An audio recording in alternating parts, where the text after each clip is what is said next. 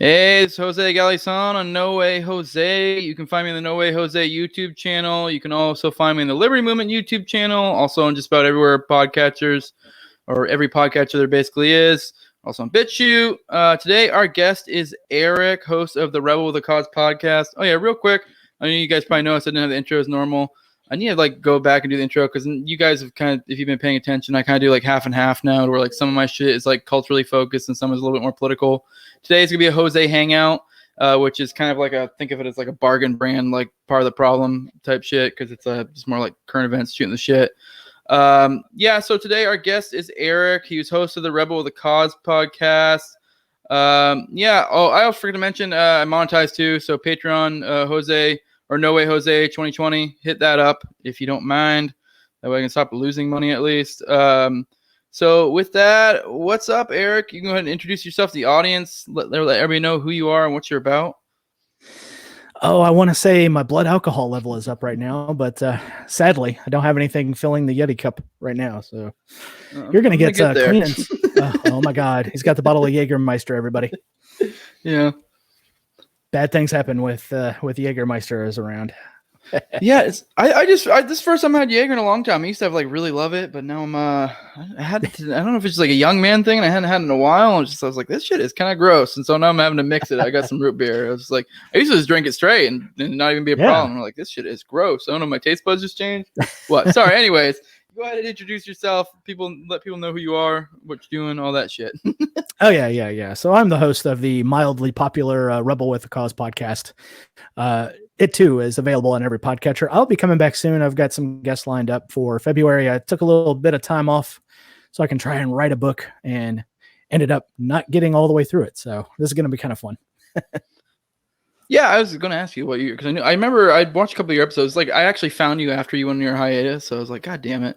So, but yeah, no, I was going to ask you because I knew you had some project you were working on. So it's a book. Do you want to divulge what the book is going to be about or anything like that, or? Yeah. It was kind of a secret right at first, so I didn't get distracted with everybody asking questions about it and everything. But writing a science fiction novel. Basically, it's about a guy who can take over the bodies of other people, and he uses this for private investigative work. And so I want to throw a little bit of Liberty content in there, just kind of sprinkle it around. So it's right now he's on the case of a general who has entered the private sector to try and foment his own regime change overseas and put himself in charge. So, yeah, there's a lot you could do with that. Oh yeah. It's been an idea I've been kicking around for years. Just every time I would sit down to write it, I would get a few chapters in, then stop doing it. And this time I decided to buckle down and actually get it done. So. Yeah, no, it is one of those things. I kind of dabbled in writing for a minute in the heat of the coup, and I enjoyed it, but it's man, I just not had the time. Maybe one of these days in my life's in a better spot, I would enjoy to write more. I only wrote a couple articles and gave up. Just didn't have the time for anymore. Sitting down to get at least 500 to 1,000 words a day is a chore. Well, especially when you're a dad and you got 4-year-olds and 12-year-olds running behind you and everything. So. Yeah, no, I got the same problem. So you got kiddos too? Oh yeah. I've got a 12-year-old son, 4-year-old daughter, both of them adopted out of foster care.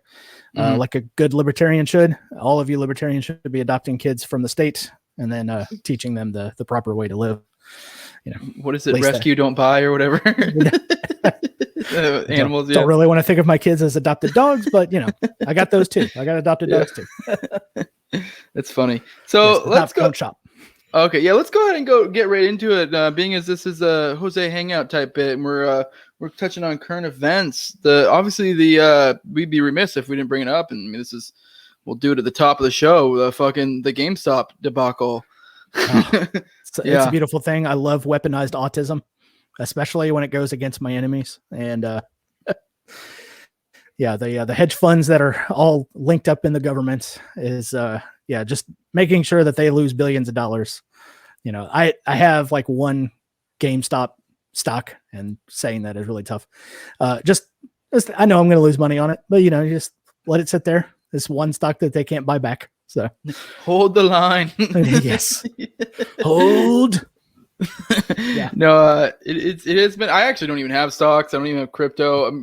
Stocks. The reason why, and I've told a few people, is I was like, I've been talking about for years. I want to get into stocks, and Yeah. then like I'd always told my wife that like, hey, because I mean I'm kind of I pay attention to a lot of this stuff, kind of just economics generally, and I always be like, I kind of predicted a lot of stuff. I mean, not necessarily me, like, but with the help of like people like Tom Woods, Ron Paul, shit like that. Just kind of monitoring the market, I can like kind of know trends. And like, for example, like I straight up knew we were getting ready to have a bust like around the time that the COVID shit popped off, because it was like they dumped a bunch of money into the stock market, and they had continued to like right before. And I was like, this is there was like an insane amount.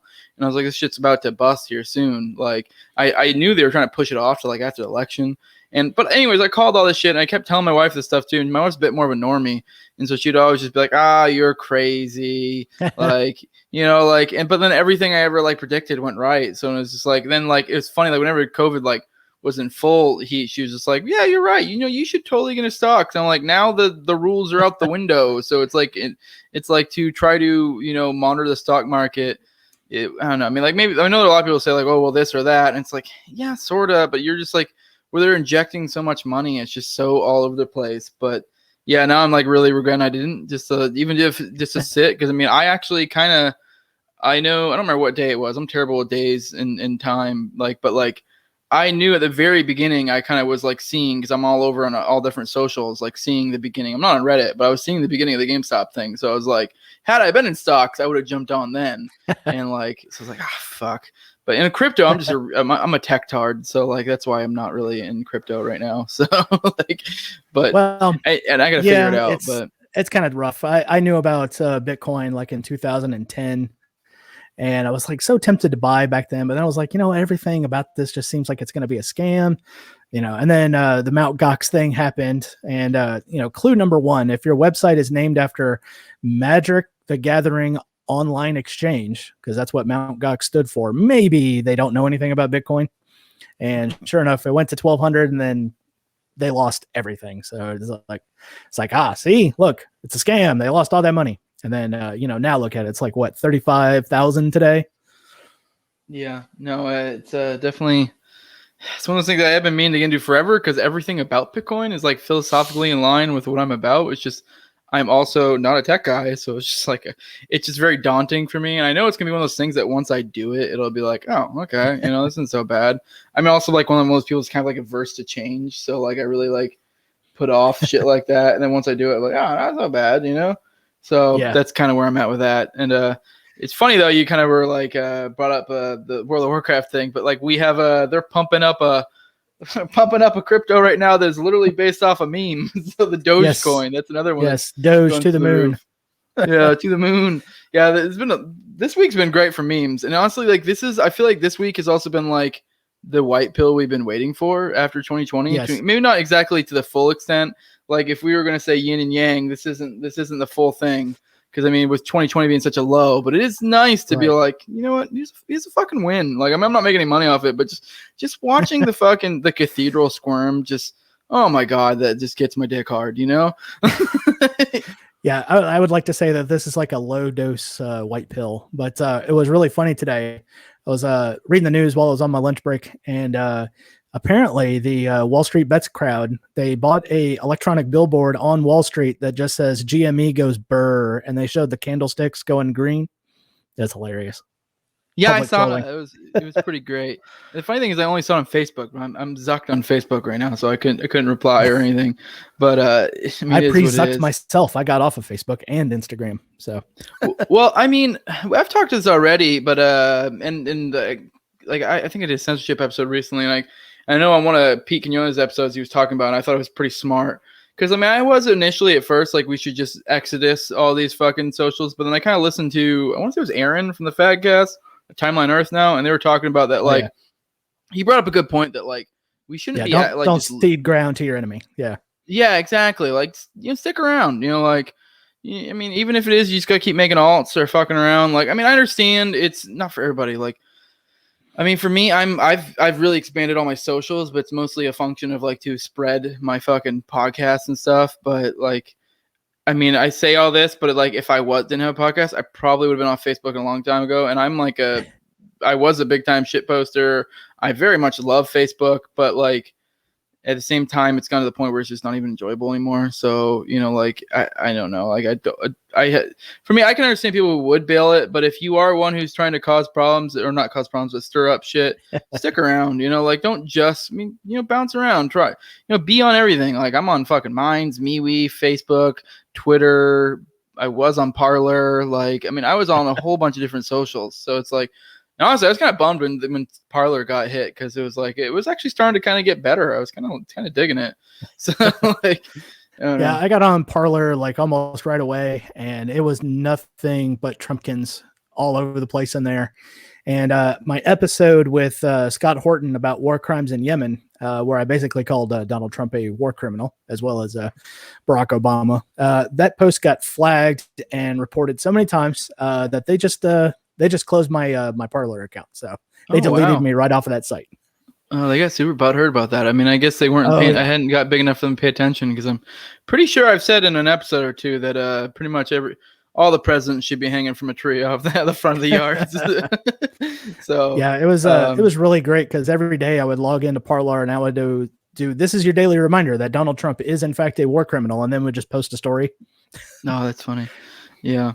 No, speaking on, I kind of was talking about Pete there. I think one thing, this whole GameStop thing, I think it's really important, because we're kind of weirdly seeing like I'm not a huge fan of bottom unity, and we're kind of seeing a bit of bottom unity going on here. Yes. And like, but I still think that the key here is to control the narrative, and also this kind of goes into one thing I've been hearing kind of Pete just drop little hints about here and there, and I think there's something to it that I think that we need to make sure to own this narrative, because I easily think this could probably devolve into like a class theory type thing. And with that, I think it may be useful that we start developing our own. Like, I don't know if you know much about class theory and the like. I only know peripherally. I know of Konkin's class theory because I've read all of Konkin's work. I think Konkin, if we were to develop our own, he may not be the most apt one to have. I have my disagreements with that. So, yeah, Konkin was a strange fellow, to be sure, but. If you've actually read Marx, it makes sense if you view it through the lens of the government being the oppressive class and everybody else just being those that are oppressed. In that sense, Marxism makes a little bit of sense. But, I'll read Marx, but I know ANCOMs don't. So it's really funny. Yeah, this one I want to get around to eventually. But, yeah, I do think there's something there that, like, I think we could use some sort of class theory going forward, but like my point is, I think Konkin's is like almost there.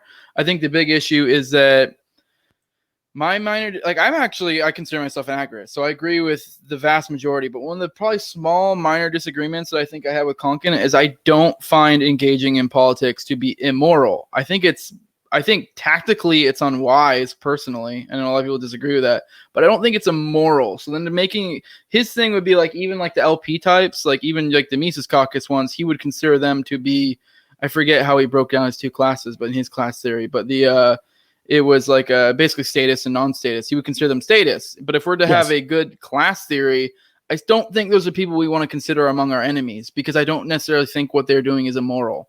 So, like, you know what I mean? Like, I don't know. Yeah, like the Mises Caucus, their sole goal is to bring back the education front and getting the message out there. And if the rumors are correct, the next presidential turn, they'll have some bomb throwers up there. So it'll be interesting to see. As far as engaging in politics, if it's anything above the local level, you're wasting your time. So, and this comes from the guy who used to be the elections chair for the Louisiana Libertarian Party. So you're just going to be wasting your time if you're getting anything above your local offices. So you got a state senator, maybe you can affect some change there. But your like city councils, that's a large majority of the tyranny is going to come from. So if you can get into their ear and just make it well known that, hey, by the way, me and all my neighbors don't like what you're doing here. Tends to have a little more action behind it than sitting there writing your Congress critter up there in Washington, D.C., or making a call to a staffer who's just going to hang up the phone on you. So, yeah, my major thing, like I said, my major thing is that while I like even me, I don't know where I necessarily how I'd feel about the local thing, but even then, I don't think it's immoral because I do agree with Spooner's take in that he said it you can vote from or like engage in politics from a self-defense type capacity. And while I think that may not behoove you, you may be tactically retarded. I mean, not necessarily retarded, but it may be short-sighted, like. But I don't think it's immoral, so that's my kind of point on why I don't necessarily think that would be a good thing. I don't know. I mean, I feel like because I've heard Pete drop notes of it multiple times. I know he's been getting involved with those, so I don't know if he has some ideas for that soon. Because I kind of be interested to see if he has somewhere to go with that because he's been delving in that realm. Because I do think I don't know how he would break it down. I think Conkins is like almost there, but a little off. So if we could get something similar, it would be very cool if we had some sort of class theory. Because I do think there's something there that we could really make use of. Especially with some of this this past week and like how we've seen that a lot of people are kind of starting to get it. And I was really blown away with the lack of, blue-pilled libertarian types being like, oh, but it's a private company. I was really surprised with that because it was like, I feel like it was because the left energy was very excited about it as well. So they didn't have that like cover, if that makes sense, where they can be like, they can kind of go that way, if that makes sense. Yeah, the whole it's a private company, they can do what they want. If you read how some of these companies like Facebook and Google and stuff started, it's about as private as the IRS. They've had a lot of seed money from the defense agencies, and because they want people to data mine themselves essentially for information. So yeah, they're not exactly private, but they're not exactly government owned either. So it's just a completely different thing than it is. This a private company? Can they do what they want? And even a private company, if they were doing shit like this, you still would be upset. It's I mean, fired an employee because he had a differing opinion than his boss. That's stupid. Yeah, my two main points when people bring that up are always like, obviously the one that like, okay, let's operate off the mentality they are a private company. And then it's like, okay, if I go to a restaurant and I order the fish and they bring the fish out and it's like raw, like, I mean, I can be like, fuck this place. Like, I mean, it doesn't mean we can't have opinions on the matter. So, I mean, we are in no way making, advocating the government or anything to do anything. So it's like, this is what was your point? Like, yes, it's a private company. Thanks for letting me know. But like, and on the other hand, it's kind of not a private company because it's like, I mean, it depends. Like, especially generally when we're talking, when people are saying, oh, it's a private company, they're usually talking about some like gigantic corporation who gets an insane amount of protections from government. All the regulations put in place allow them to cement their place in the hierarchy of fucking businesses and the like. So it's just retarded, especially, where I kind of like, I consider myself an agorist. I very much identify with that. Then I think, like, if we had a true free market, well, I do think there still would be corporations to some extent. I think they would be way smaller. There'd be no way that people would be able to reach that because if you think about it, or you really think about it, like entrepreneurs are mostly way more successful and in a true free market. So, and like the decentralized approach kind of tends to work better, So there's so much fluff in corporations. Yeah, I mean, you would have a large corporation, I guess, somewhere. A large city like New York or something would probably have a rather large corporation, but it wouldn't be deciding things for, someone down here in Louisiana where I'm at, or in Florida or somebody else or somewhere else. So they would not be as big and as well connected with the movers and shakers in the halls of government either. So, yeah. Of course, if you and I had our way, there would be no halls of government, and everything would be peachy keen, right? Yeah. Unicorn farts and rainbows and all that. Yeah.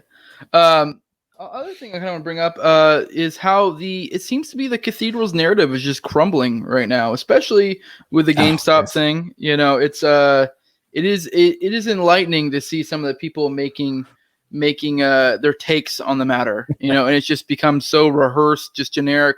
Russian this or fucking, racist that. And it's kind of obvious. Like, I mean, my bubble of people I kind of in the real world hang out with are kind of like slightly center left to full on right.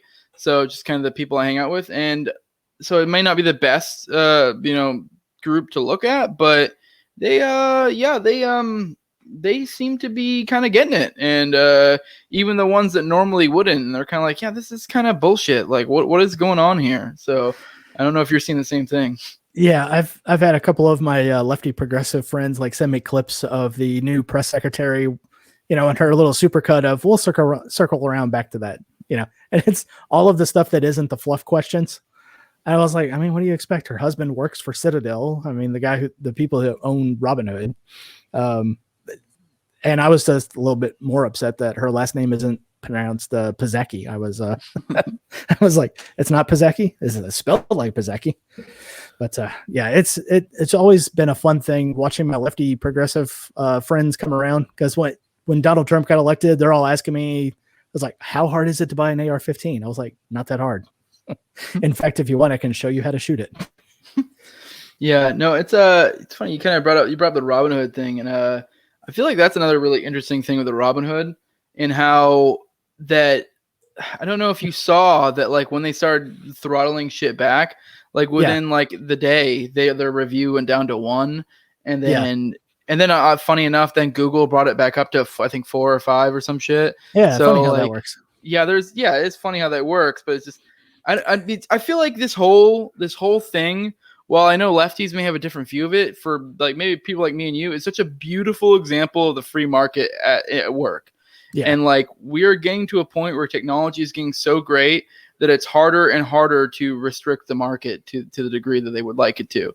So it's like, I mean, all the like, for example, this whole past year with all the COVID stuff and them locking everything down has been like essentially a gigantic distortion in the market, and they've been pumping money into the upper class and even a little bit into the lower class, but mostly the upper class, like the big upper class.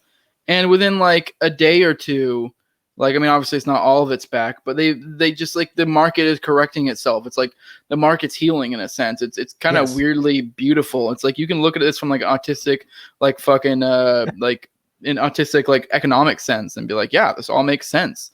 And it's becoming, with more technology and stuff, it's becoming more and more effective.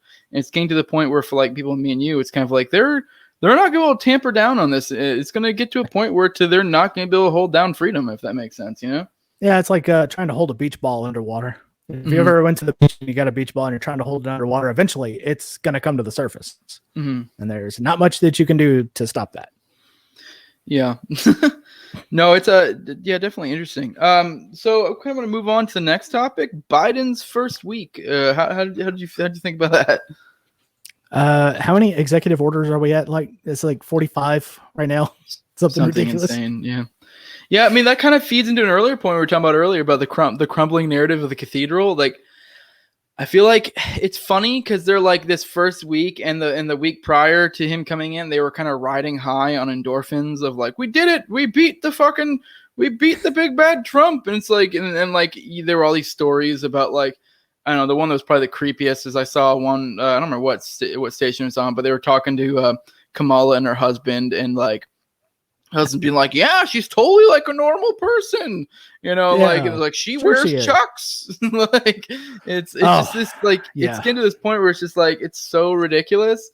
And I do feel like people are getting to the point where, I mean, I feel like there probably are a lot of people who are still high on those endorphins, but especially come like next week or the week after, I feel like they're gonna, I mean, it's already, I feel like even this week, a lot of people are like, okay, this is a little ridiculous.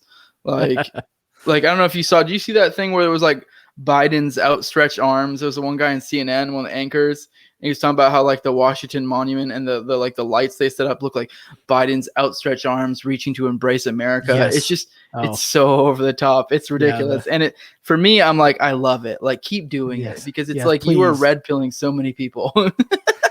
Yeah, it's like one of the greatest memes I saw today was, yay, we beat fascism. And then in the next panel, it showed 45 new executive orders.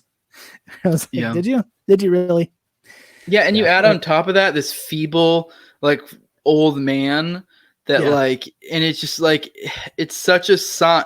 Like, I couldn't think of a better metaphor for America, like right now, like, or not America, but like the cathedral is Biden. I think, I don't know. It's almost like it's weirdly like, I feel like Trump was a perfect personification of America at the time, or not America, but like and now like Biden kind of is in a way too. And it's kind of beautiful. Like I've been saying for a while, I'm kind of white pilled, and like the more it goes on, the more I am. So I think the future is ours, you know? Yeah, it gets really funny because our entire summer was spent with, it's okay to riot against the police.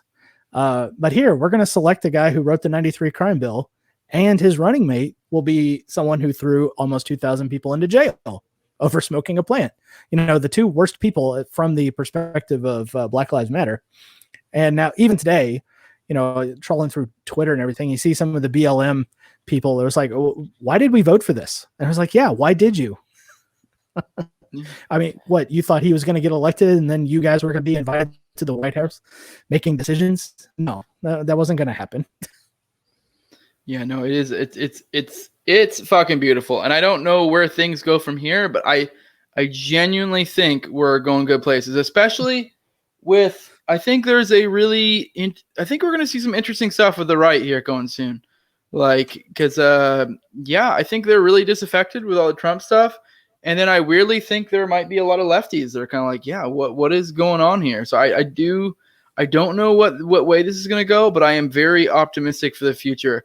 I don't know how much longer they're going to be able to have this grasp on the people to where they have this like effect of being this super powerful thing. You know what I mean? Yeah, I mean, even if you're talking to your aunts and uncles, and they're all now starting to see the emperor has no clothes. You know, there's this like, well, it's just a naked guy standing in the middle of the street. I mean, well, in this case, it's a doddering old man asking what the hell he's signing and then taking the pen. Yeah. And then to kind of bring it back to the GameStop thing, it's kind of like you look at the GameStop thing and it's kind of like another perfect example of like how little power they really have an effect. Yes. You know what I mean? It's like, it's the idea of like, I mean, you can even bring it back to the founders and, you know, well, it is like kind of, you know, not creepy, but cringy, the threepers, the 3%ers. And it's like how it only takes 3%. Not that I'm saying I'm calling for a boog or anything, but it's like, you know, it doesn't take much to topple a system like this. So it's like you disaffect enough people and, you know, like, I don't know. It's kind of like, that's one of the founding things in my idea with like agorism, where like I brought up before, where like, I feel like if enough people drop out of the system, they can't do goddamn thing about it. So like, you know, right. You know, like, what are you going to do? Yeah, exactly. So no, yeah, you don't even need that many, you know, if say you were able to get like 100 people, I mean, I know people bring up like Waco and shit, but especially the more the government starts to flail about, you just get 100 or a few hundred people that are willing to, you know, stick up for each other and fucking, it's over, you know, like in a selected area. I mean, within reason, you know, in Minecraft. Yeah, in Minecraft. Yeah, but yeah, exactly. I don't know. Yeah. Now, there's all kinds of little field manuals that are available online that aren't censored or not classified in any kind of way. And you can look those up. Usually just put FM right in front of it and then type in a bunch of numbers and you'll be amazed at what you find. That being said, agorism is just a tool to put in your toolbox. I don't really view it as a way of life completely. I mean, you can interact voluntarily with your neighbors and everything, and then agorism is just that little thing. It's like, okay, well, I reloaded 20 rounds of 308 the other day and gave it to you, and now all of a sudden on my birthday I get $100 bill. Amazing. Amazing how that works sometimes, you know. I just wouldn't get too black pilled, you know, take one pill, not the whole bottle. I do foresee some troubling things over the horizon. We've got issues with Iran and China, and we've got a Democrat going to have to prove that he's a tough guy, because if you've ever seen him in an audience, he puts on this tough guy role all the time. And I just, you know, we were worried about Trump setting off a nuke. I'm a little bit more worried about Kamala, the dunce of the crowd. Once she accidentally pushes Joe Biden down a flight of stairs that he can't get back up from. But, you know. Yeah, I don't know. I mean, I don't know if I would be as concerned foreign policy wise. I mean, I'm completely talking on my ass. I'm no Scott Horton or fucking anything like that. But I think we're getting to a point to where, you know, between foreign policy wise and our connection with other people, or not other people, but other countries, and money wise, we're getting to a point where it's just like we've hemorrhaged so much money that I don't know how we're going to keep doing it. I mean, I'm sure people were saying this 4, 8, 12 years ago, but I feel like we're getting to such a ridiculous level that it's like I don't know how this keeps going. So, and I also don't think and I know the public hasn't been there for a long time, but the public really isn't there now. So it's just I don't see, even with Biden being the way he is, I don't see it, because I guess, I mean, maybe I don't see the government having as much power as some people do. I think it is like they do understand to some extent they have to have some sort of implicit consent from the masses. I mean, how much they really need is a crapshoot. Or, I mean, maybe they do go for it. Maybe there's a backfire effect. I don't know. But I just don't know how they can continue down this road. So, yeah, I don't know. Yeah, it's going to be on everybody to make the tyrants act like tyrants. And that only hastens their demise. Yes. You know what I mean? So, for sure. They start coming out just nakedly, just saying, yeah, we're going to do this and we're going to do that. And, screw you people, because your votes don't matter anyways. Then it'll just be like, oh, well, I'll show you. Because we just saw how that worked out for a hedge fund that was shorting a old boutique retailer of video games. So it'll be fun. It'll definitely be fun. So get your popcorn ready. Mm-hmm. Yeah, no, I hit a point, but I totally brain farted out there. All right, let's move on to the next thing. Zuck depoliticizing Facebook. That's been a big story here lately. So I want your take on that. What exactly does that mean to you? Well, I mean, if it's Zuckerberg, he's probably had to ask all of his human handlers. It's like, how do I emote to this? What do you humans usually do? No, it's if he's trying to claim that he's going to depoliticize Facebook, the horse is out of the barn already on that one. Essentially, you made your living off of fomenting strife among people because hate clicks tend to get more eyes on it than puppy dogs and kitty cats. So how are you going to depoliticize your platform, which is nothing but political? And it doesn't really matter. I mean, we've made the joke of just posting a picture of a stick and say, to prove that nobody can argue about a picture of a stick, here it is. And then down below, you would have a whole bunch of arguments about it. It's just hilarious. Yeah, no. Oh God, I totally just brain fart. Zuck. Well, we were talking beforehand about, but that it's funny that they're bringing this up, because you and me, I both know exactly what this is going to be. This is just going to be their way to be able to explain why they're doing this crazy zuckening that they're doing. Like for example, right now I'm zucked. I got a 30-day, and I posted a meme of Mussolini, and the quote was from Mussolini. It was fascism should more accurately be called corporatism, because it's a mixture of corporate or the private and state, or some shit like that. I don't remember the exact quote, but essentially, and it's the most ironic thing to get zucked for. And so here we are, and now I'm getting zucked for that. So now this is going to be their cover to be like, oh, we're depoliticizing Facebook. But you and I both know what's going to happen is it's going it's to not be politics, what I say. Yeah, it's going to be politics or those things I disagree with. And then anything else those things that I agree with those are just facts. Those are just truth. So those are the things I can keep up, You're engaging in lies. Yeah, no, I know it was was it Chris Stelter, his name? I know he had a bit though on CNN recently where he's kind of going on about that, we need right to your reach. I was like, no, you're just upset that people on YouTube and BitChute are getting way more views than you. Mm-hmm. Yeah, and he was kind of bringing up the whole essentially he was taking the position that oh well, we should just censor things that aren't truth. And it's like, well, who the fuck defines truth? I don't know. Yeah, in the entire recorded history of mankind, no two people have ever agreed on what happened to anything. So. Mm-hmm. Yeah, no. So with this past week or two, has there been any other major current events that have kind of interested you, or no? Other than the weaponized autism from the Wall Street bets, that's glorious. I was glad to see that it is happening. Let's see, the 45 or so executive orders coming out, and Biden looking lost, doesn't know where he's at, even asks what he was signing. Trying to think what else. Oh, the Kamala human interest story. See, she wears Chucks and she can laugh at jokes. It's like, stop trying to convince me she's a human being and not a lizard person. So, I swear to God, she's normal. Really? Which I mean, ironically, have to clean out her vent every now and then. Which, funny enough, like, even if she would, like, say she is like completely a normal person, which she's not, it would be funny to try to have to be a normal person and convince some person you're a normal person. It's kind of like with my kids. Like, I feel like sometimes I think they're lying, but at the same time, like, if they aren't lying, like, I wouldn't know any either, because it's like they're like doing the same exact tells as if they were lying because they know I'm looking for those tells. Right. Yeah. It's amazing how quick kids pick that kind of stuff up. Yeah. So it's like, well, I was like, okay, son, well, why'd you do that? I was like, oh, I don't know why I did it. I was like, no, you do know why you did it. You just don't want to tell me. Yeah. Yeah. Gotta love kids.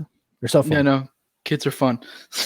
So is there any other major, I know we had, I don't know enough of the details. I meant to do a little research because like the Myanmar, like a thing kind of interests me, mostly just because I saw a funny little meme of a chick doing like an exercise video while the military coup is going on behind her. That was so surreal to watch that. She was like doing her little aerobics, and then you've got like one APC after another just going right behind her. Well, let's see. Oh, Jeff Bezos is leaving Amazon. And I just saw that. Drudge Report has a wonderful little picture of him eating a cockroach. Because yeah, right there on the Drudge Report. That's weird. Yeah. Well, because, you have to live in a pod and eat bugs because, the rest of us are going to eat ribeye steaks, but you plebs, we're only going to allow you to have bug protein. Yeah. If at all. Yeah. Trying to think what else. Oh, the crazy thing going on over there in Russia with Navalny getting jailed. That's a fun thing. It's like, oh, really? You're going to stand up to Putin? Former KGB guy? No, I don't think so, buddy. Yeah, that's not a dude you want to fuck with. All right. Well, I guess we're probably at a good spot to go and kill it. You want to go ahead, whatever plugs you go drop, you want to go ahead and drop them now? Sure thing. You can find me at rebelwithacausedpodcast.com. That's my new website. I got everything up there. My podcast is available on every podcatcher that you got out there. So iTunes, if you guys got iTunes, please go give a rating and review. It always helps. Of course, I'm also on BitChute, Odyssey, YouTube, all over the place. I will be on MLGA, or I guess the Mad Ones now with Cam Harless tomorrow night, so be looking for me there. And then next week I'm going to be back with brand new episodes. So, you're coming back next week? Next week I got Carrie from Shotguns and Stilettos is going to be on, and she is going to just fair warning, is not safe for life, really, because she's a bit of a ball buster, and that's going to be a great thing. Huh. Yeah, I don't think I've heard of them, but that's interesting. So it's funny, at perfect timing. I got you back right when you're coming back. Oh yeah. So, so my plugs, like I said at the top, No Way Jose YouTube channel. Got the it's basically the audio podcast is everywhere podcasters are at.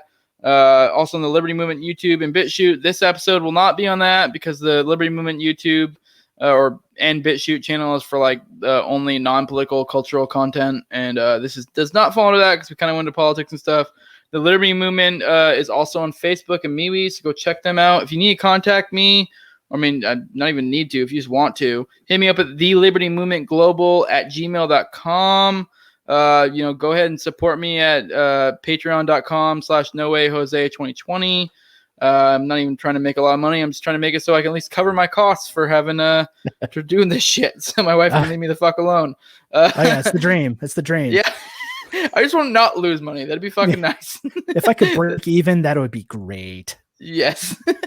So like, share, subscribe, comment, all that good stuff. And with that, deuces. Out. Say out.